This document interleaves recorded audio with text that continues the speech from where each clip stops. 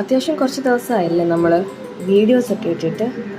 Videos ഇട്ടുകൊണ്ട് അങ്ങനെ റെഗുലറായിട്ട് പോയിക്കൊണ്ടിരിക്കുമ്പോഴാണ് നമ്മൾ ഒട്ടും പ്രതീക്ഷിക്കാത്ത കുറച്ച് കാര്യങ്ങളൊക്കെ ഉണ്ടാകുന്നത്. ചിലപ്പോൾ നമ്മുടെ പ്രിയപ്പെട്ടവർ വിട്ടു പോകുന്നതായിരിക്കാം, ഫ്രണ്ട്സ്, അങ്ങനെയൊക്കെ. അങ്ങനെ ഒരു ഇൻസിഡൻറ്റ് ഉണ്ടായി. സോ അതുകൊണ്ടാണ് പിന്നെ വീഡിയോസ് കുറച്ച് ദിവസം ഇടാത്തത്. എന്തായാലും ഞാനും സായിയുടെ സ്കൂൾ അടച്ചത് പ്രമാണിച്ച് നാട്ടിലേക്ക് വന്നു കേട്ടോ.